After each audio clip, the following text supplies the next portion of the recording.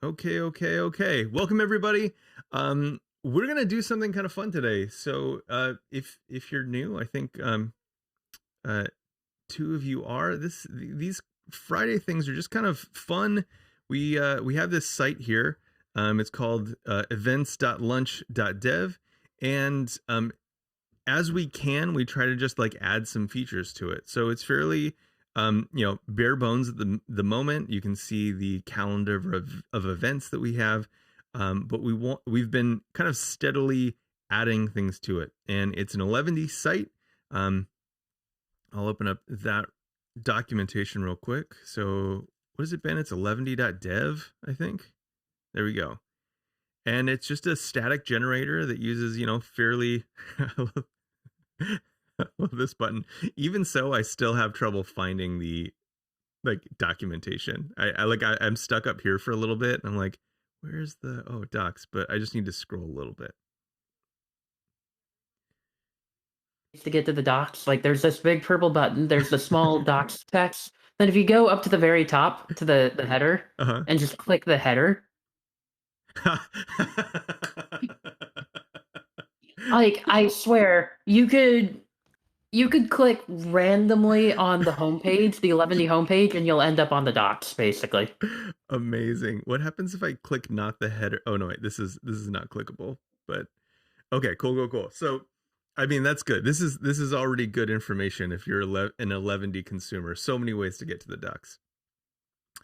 So our goal today is, as a group, we've been talking about the idea of having posts, kind of summaries of the things that we've done together as a group, um, and or I don't know, decisions that we've made, emojis that we've added. Or I don't know, if emojis might be kind of tricky. But yeah, so we have a couple events over the next few Fridays where we're going to be doing some of this stuff in Eleventy. Now this is kind of like these are always kind of like a build your own adventure type of thing. So I don't have a notion of the direction that we're going, just a couple ideas of the APIs that might get us there.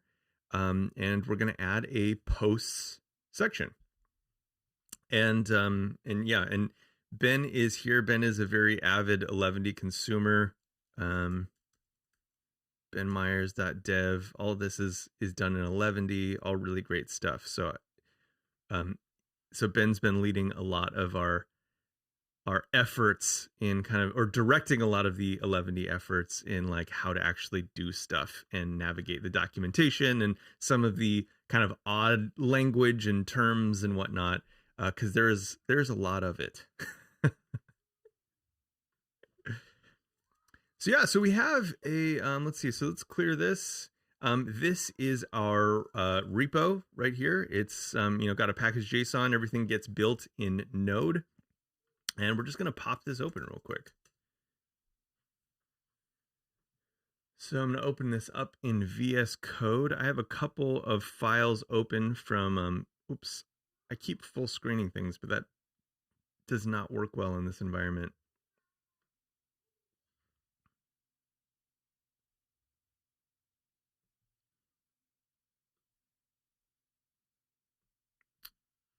Okay, I'm going to close all these open editors. We don't need those. Yeah, and so the structure is like fairly simple right now. We have a fairly bog standard Eleventy app, and in source there is a schedule, and this is where all of the events that we've done live in Markdown. So there's a Markdown. Was this front matter? Is that what it's called, Ben? Yep. Yeah. So Markdown front matter, which is effectively an object of data, and then some content that's going to be pushed out to the screen. We want to do something really similar to this, but have it exist at a new subdomain. So this will be something like posts. Does posts make sense? I think so. Yeah. Okay, cool. I think that's a very good generic term because it's not really a blog, is it? Right. I would kind of agree with that sentiment. It's not really a blog. It's kind of posts. Could be something else, I guess. Like updates. That feels very non-standard. Let's go with posts and see how it rolls.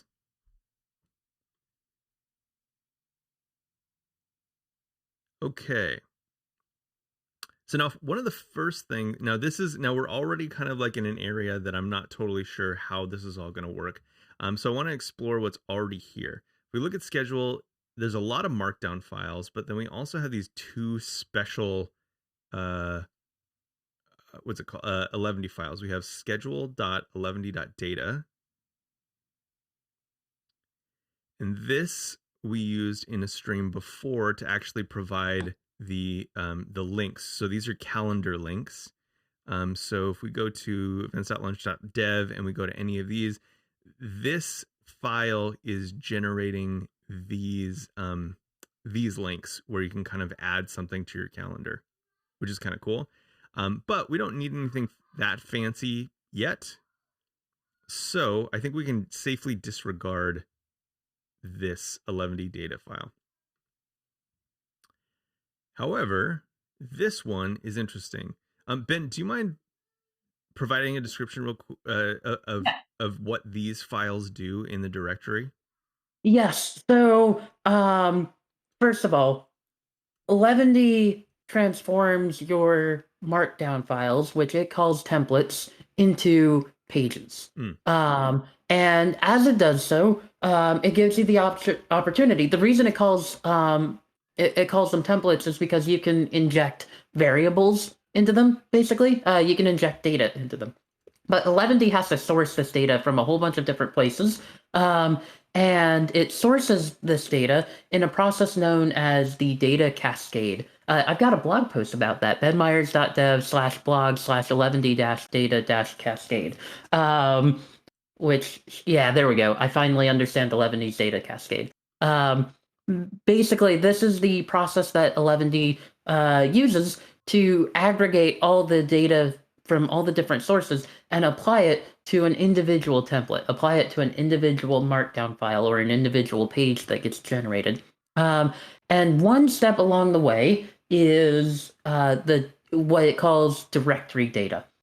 So schedule.json and schedule.11ddata.js are both directory data files. They provide data that is then exposed to every markdown template inside that directory. You can tell it's a directory data file because it has the same name as the directory that it's in. So the schedule directory has schedule.json, and that marks it as a directory data file. And it also has schedule.11ddata.js. And so because the directory is called schedule, both directory data files have the name schedule in there. So this is applying data to every markdown template inside the schedule directory. So that is directory data. Yeah. Cool, So cool. here, in this case, we've got this JSON for schedule.json, and it's exposing the layout data. So it's setting a layout for every markdown template. And then it's also exposing a permalink property. So this is just deciding how every markdown file in in the schedule directory, how every one of them generates their permalinks. So, Awesome. yeah. Awesome, cool. So actually, I've created a new directory. First of all, thank you, Ben. I appreciate that description, and then also this link is great. Yeah, so we can this. I think, Ben, do you mind posting that in the chat? My windows are all kind of like messed up. I was actually just about to do that. So yes, you got it, dude. Full on producer mode, just always ready with a link. Okay, so what we're going to do is we're going to add, so we've added our posts directory, and we're going to add a post.json to, again, match this. And this is kind of one of those convention over configuration moments where there's a convention that if we name it this and it matches the directory, Eleventy kind of knows what to do with that. So let's go in here.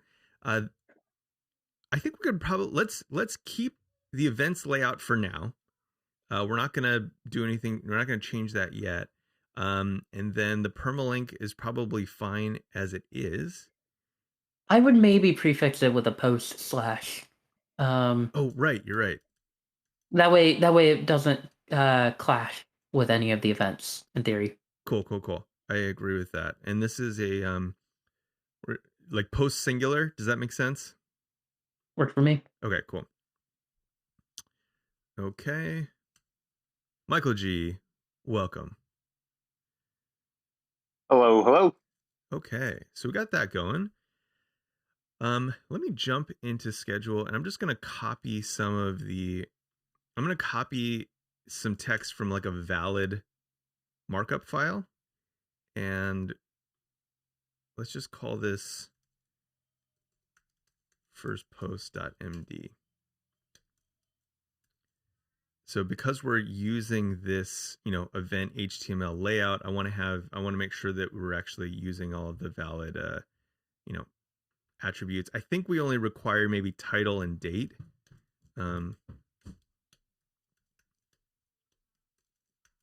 First post.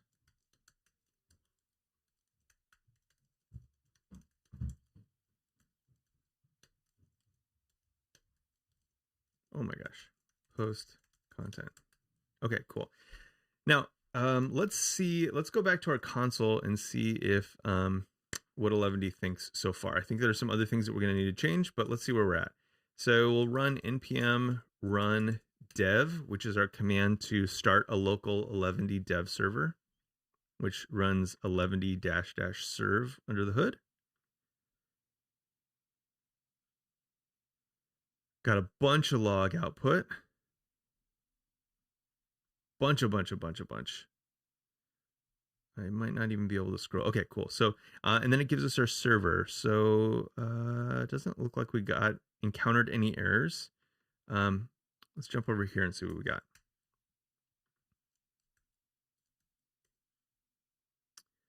Okay, localhost. Now, what we're going to post, and we don't have an index set up, so we won't be able to go there right away. But how did we have this set up?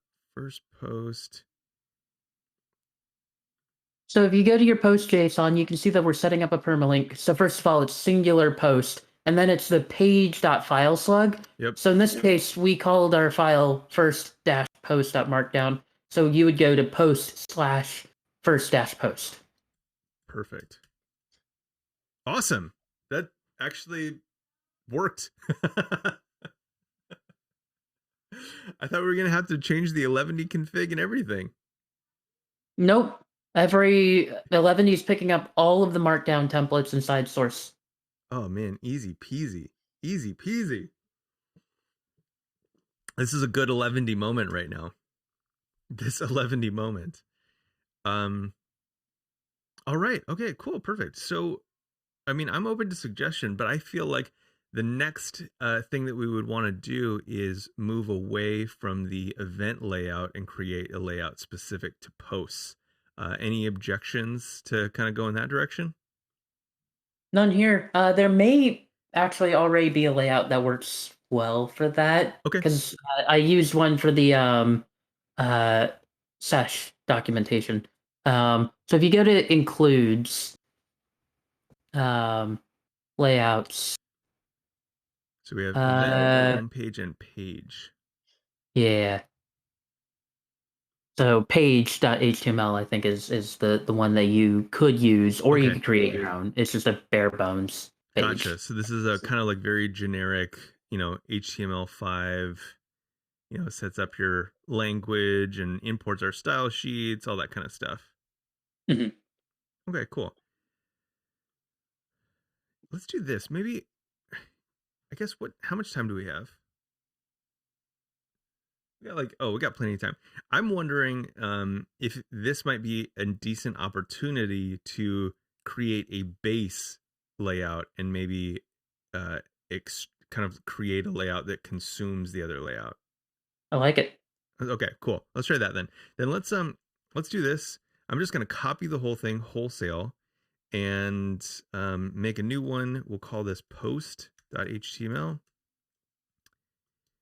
And we're going to just paste it as in with the intent to kind of abstract our base HTML one. I'm going to go back into posts and change this to post.html. So now we want everything in this directory to use the layouts post.html. Now, so you'll notice that as soon as I changed that boilerplate for events went away.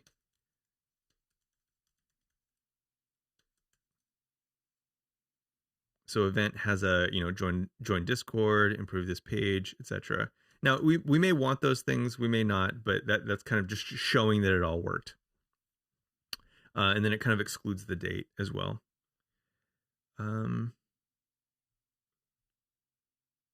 Cool. Okay, cool. So we have that. Now we want to make this layout actually consume the more generic layout, which at this point is base. So both of these are, I think, identical, except for the fact that I ran prettier on one of them. So let's look at the docs and see what we have for layouts.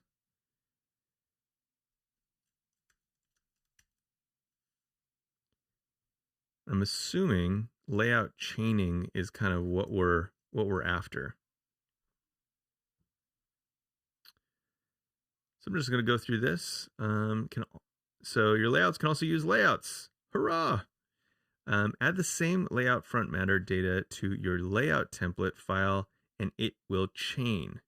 You do not have to use the same template engine across layouts and content. You can mix and match. To chain a layout, let's look at an example.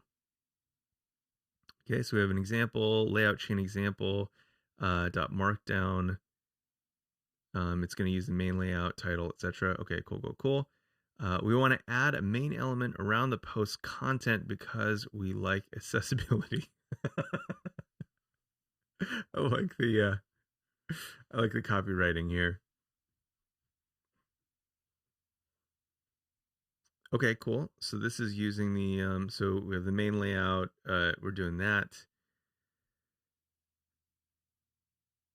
The layout would then itself be wrapped in the same mylayout.njk. So that's a nunjux file we used in our previous example. Right here. Used together, this would output this. Okay, so this is the content that they're providing. This is the kind of smaller layout, and then this is the larger layout, which is kind of the same effect that we're trying to achieve. Okay, so how do we...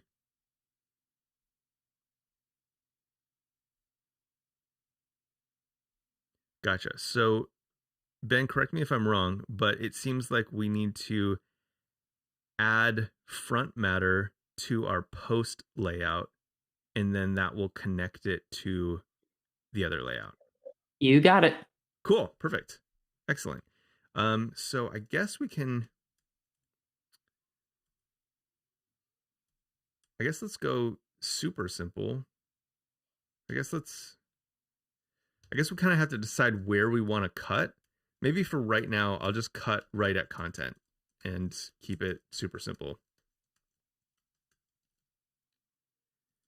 Okay, so we'll use layout, and this is going to use page.html. And presumably we don't need to, kind of map our templating languages together as it suggested.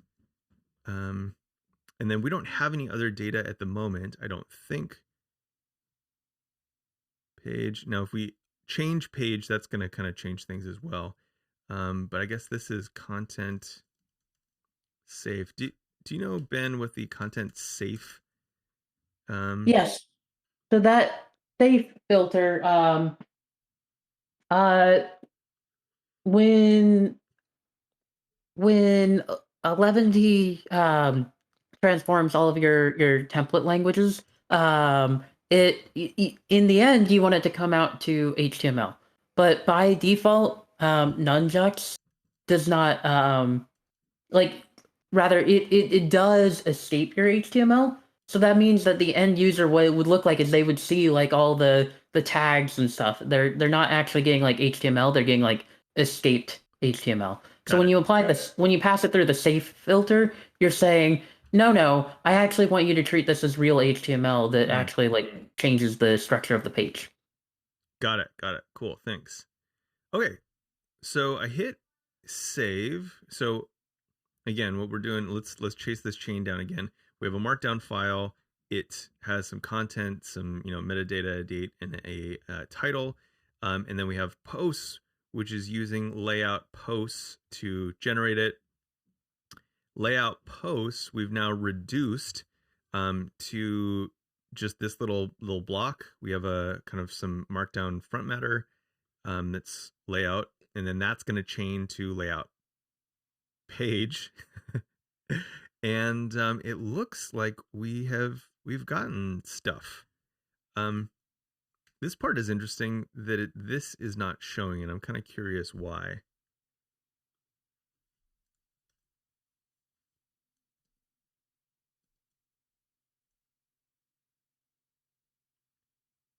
Trying to use layout that does not exist. Page.html Um, undefined.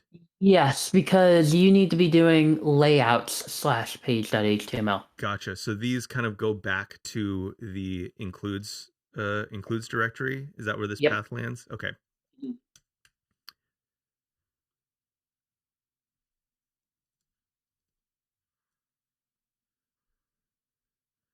Okay, it doesn't look like we're getting any errors, but also, oh, cool. Oh, I just needed to refresh. Okay, cool. So that looks about right, if I'm not mistaken. We have posts, but then we're kind of inserting a little bit of additional layout here before it gets consumed by our page layout. And all these pieces came back, which looks about right. Nifty, nifty.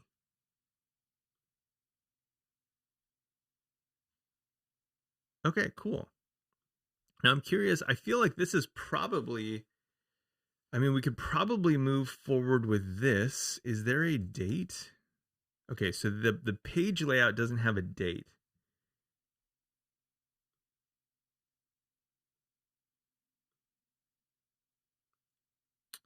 I'm curious now how we would communicate.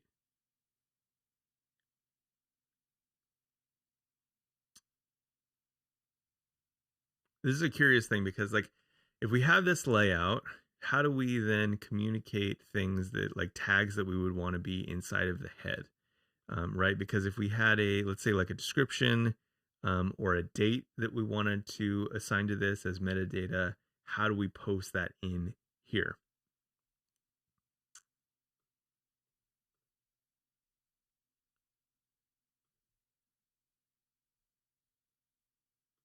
And I know I think we've done something similar to this when we look at events.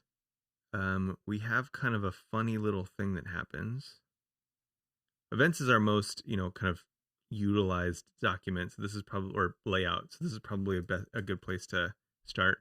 Um, So we have a description. It does like a, if there's a description, post the description. If there's not, like, don't. What are we doing? And then here we have a loop for any like OG or open graph tags. Oh no, wait, this one's just the description. This is the type, this is the image. Actually, we don't loop over them. I think that might be my personal blog that I do that on.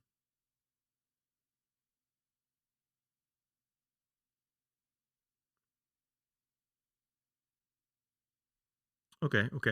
Ben, I'm kind of curious, like, how you would handle this. Like, is this a case of like premature optimization that, like, I mean, I was interested in kind of chaining the feature together, but like, is this a case where it's like, oh, actually, post should probably be its own thing? I mean, we can change the layouts. That's totally fine. Um, so the the problem that you're trying to solve is that you want to be able to display the date. Um, is that Oh, what I'm hearing? yeah, no, sorry. I was just wondering, like, in terms of like, if I'm trying to change this meta, like, change the head metadata, it kind of feels like I'm in this position now where I'm I guess like sending an object and then letting the layout kind of receive. There's like this catch and or like Yeah. throw catch type of thing, and I'm wondering if it makes more like, is this a case of premature optimization where now I'm sending these objects around and the layouts have to know about everything, where That maybe might be a premature optimization. Yeah. yeah, that's I guess that's kind of the that's the tension that I'm feeling right now.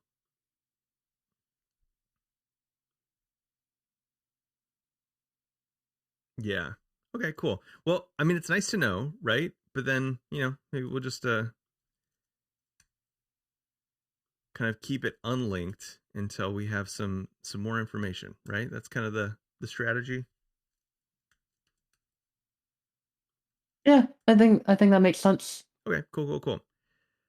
Um, all right. So we have that content safe. That all works.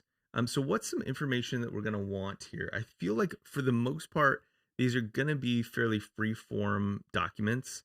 We're gonna be linking to other posts, or linking to other events, linking to YouTube, etc. Um, and so this is probably doing pretty well, except for the date. So I want to copy that out of our events layout.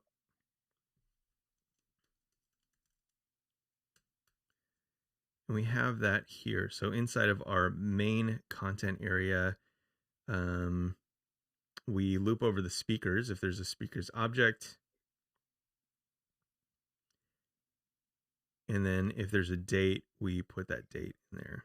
So let's try that.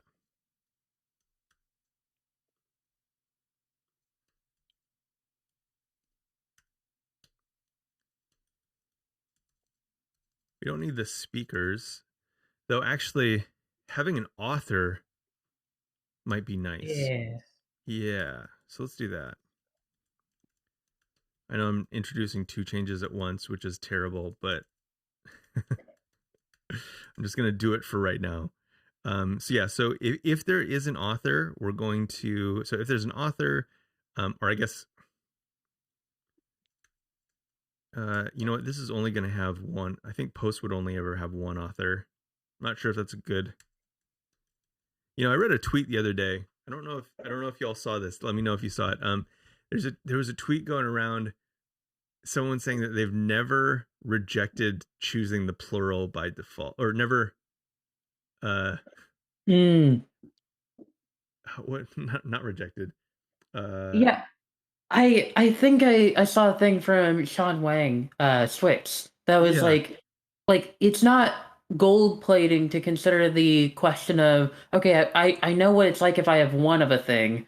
What if I have two of a thing? Yeah. Um, like that doesn't need to be like a question of like infinite scale, but like it is a lot easier to go from two of a thing to three to a thing Yes. than it is from one to a thing to two of a thing. Yeah, it's like one versus n is, it changes everything, right? If you think there's only going to be one versus, like, if you have two, that's like two is pretty close to n. Yeah, absolutely. Okay, let's go with authors then.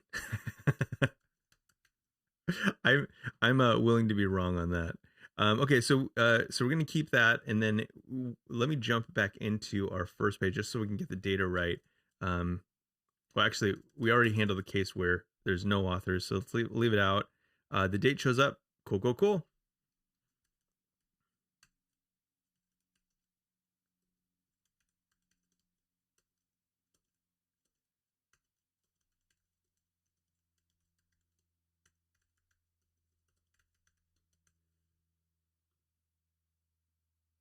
Awesome. Cool. So we borrowed that. That came through all right.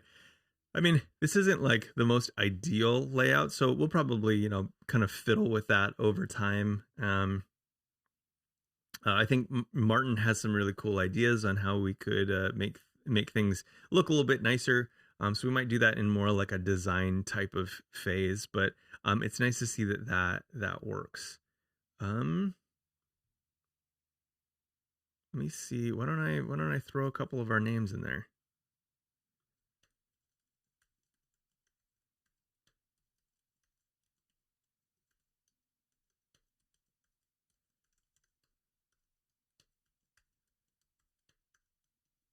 See how it looks. We only have 2 Michaels this time. I'm surprised. We don't have the majority. I know. How do you do like a how do you do like a super two, like Michael squared? Okay, cool. Awesome. I think this is good. And yeah, I mean, this is about where I wanted to get with this today, and so I'm kind of curious if anyone has any questions or any like kind of further visions of what we could take, what we could do with this before we just start utilizing it to create posts to summarize some of the work that we did.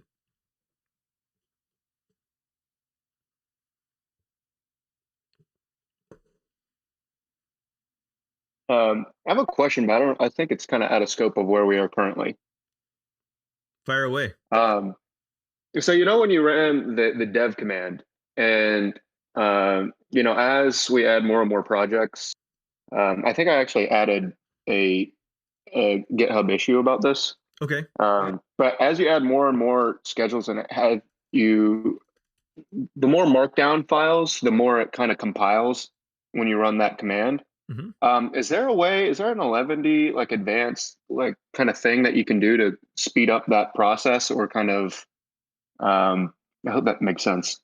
Basically, like every time you recompile, it has to recompile every single event, and the more events we have, the slower it gets. Interesting. So kind of like a localized rebuilds or whatnot. Yeah, I think it's that first one right there. I think it was just a matter of I think at one point I was just really just making I was working on adding that footer, like more minor changes and styling changes, but the time it was a little bit painful because every time it would need to recompile to see those changes visually. I think it had to recompile all those different events to show on the screen over and over, I believe. Interesting. And it didn't seem like a problem now, but I just imagine the more events that are added, I see it eventually. It's a thing that's just I see will get worse and worse. Yeah. That is interesting to think about. Like it seems almost like I guess the question seems like, is there a way to maybe, or at least the question as far as I understand it, is there a way to cache things that haven't changed, or cached output that hasn't changed? Yes, yeah, something like that. Yeah.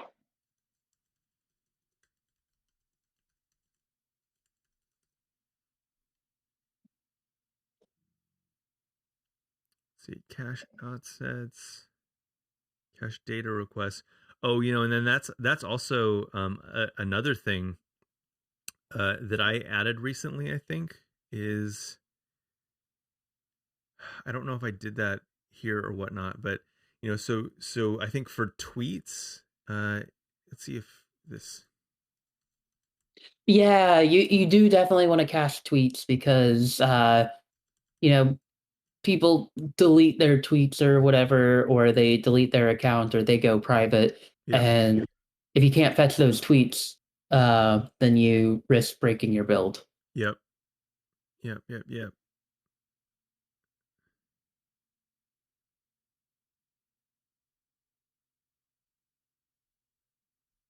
Interesting. Yeah, I think that might be. I mean, this is a really interesting question, because like you said, Ben, like the question of like if you're getting tweets or if you're getting content that we don't necessarily control, like maybe I mean, I guess tweets is a really good example of this. Um, but then also kind of the like anytime you make those async requests in your build, if you're building those every time, like the number of async requests that you have to make, like like as we go from like one tweet that's included to maybe hundreds or thousands of tweets that are included in a description of a thing, well, that does become a little bit of a like a bottleneck now that it's making like 1,000 requests on every build.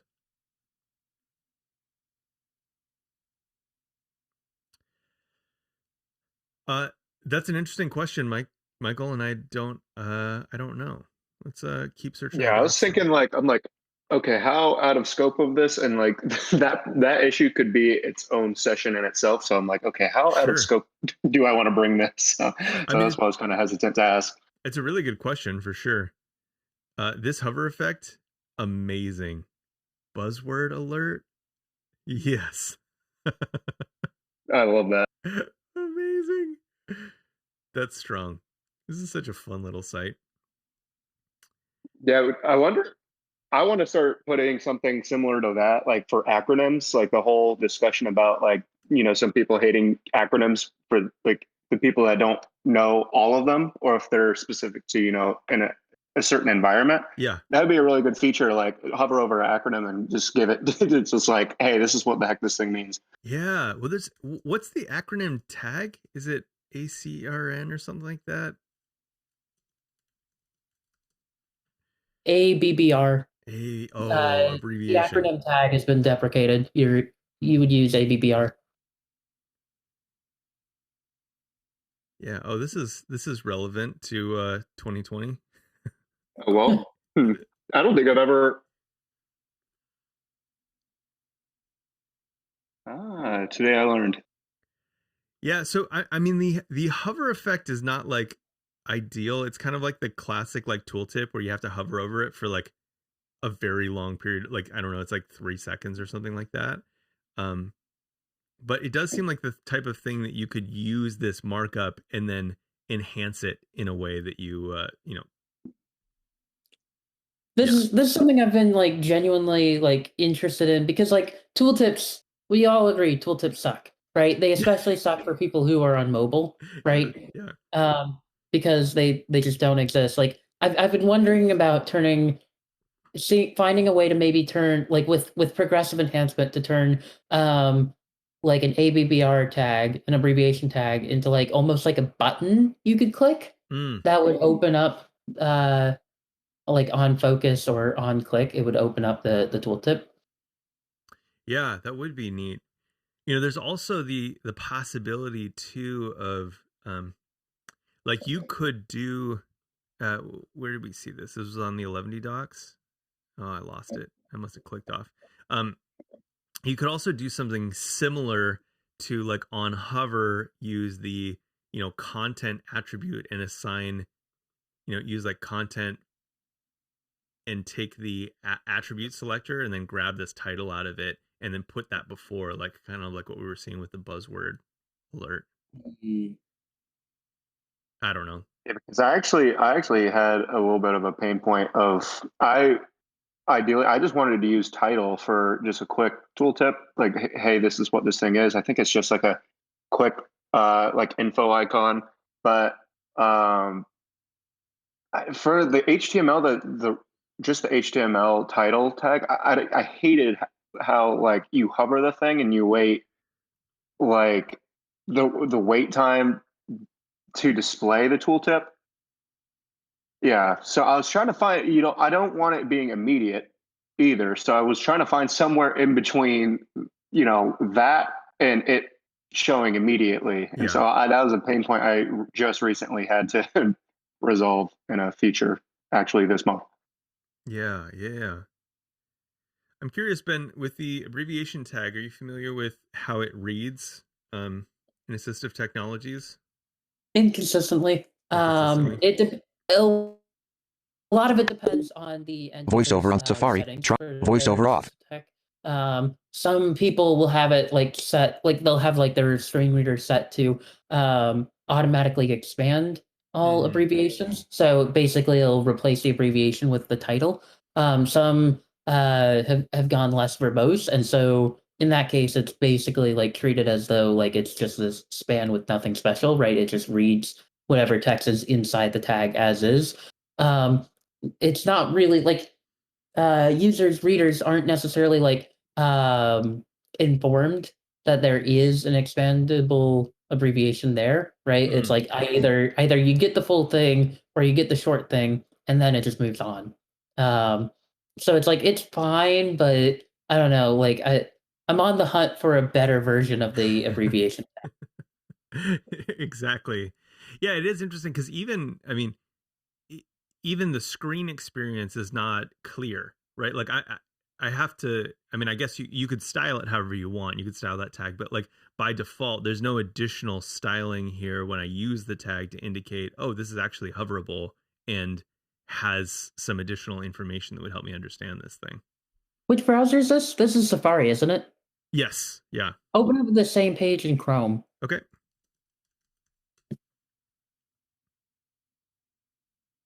I almost wonder if you could do something like have the title be like a visually hidden span inside, and then like the abbreviation be an ARIA hidden span kind of thing.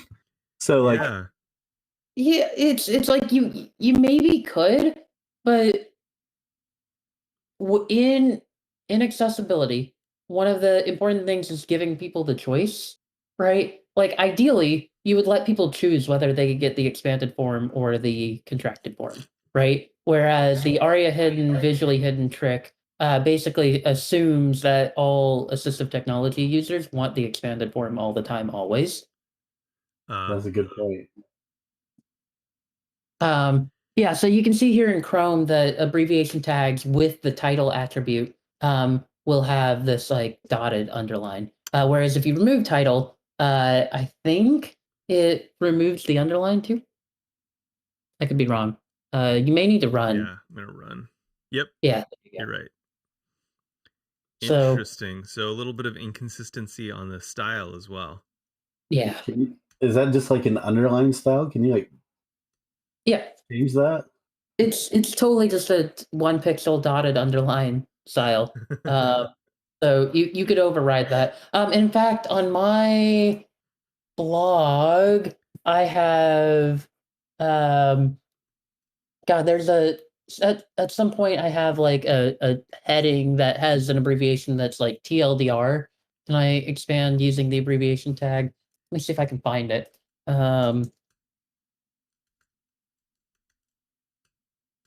Because you can see how I'm doing this. Oh, it's my skip link article.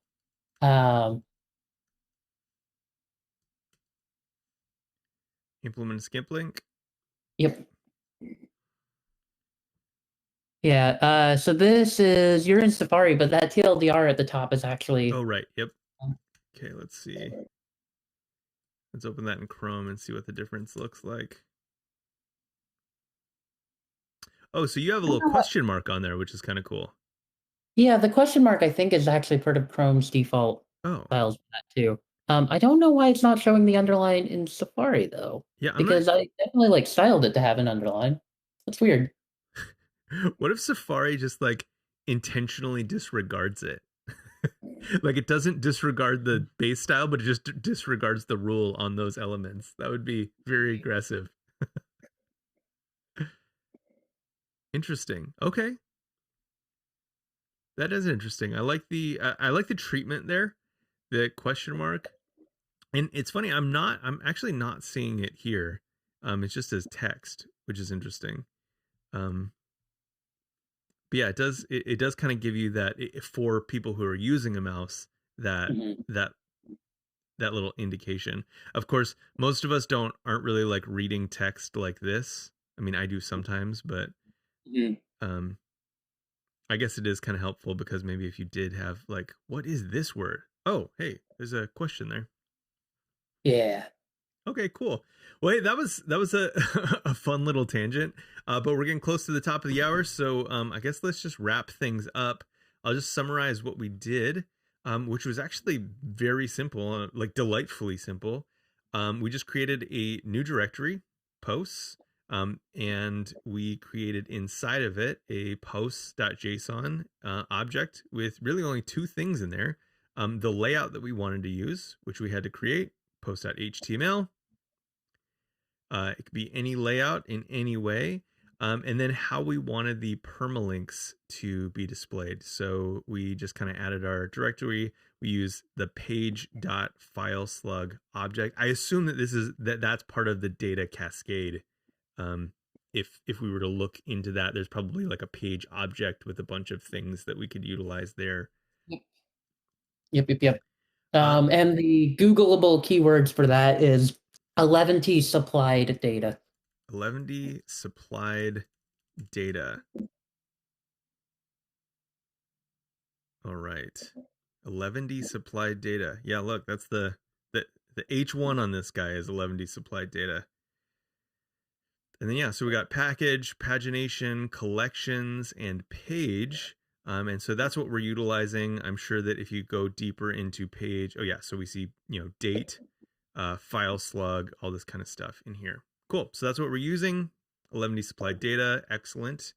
And then, yeah, we just kind of pass that stuff along to our new post page, and Eleventy just picked everything up. It just did exactly what we wanted. So very simple for our kind of first thing.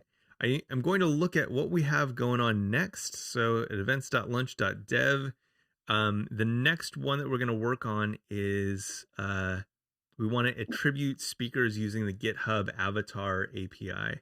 I had tried to do a trial run of this with Twitter avatars, and they have like fully made it impossible to use your Twitter avatar for anything besides just Twitter. So we're just going to use the GitHub ones and kind of do all of that so that we can add a little bit of presence and color and animation and humanity to some of these pages. Yeah, that's it for today. Does anyone have any questions before we take off?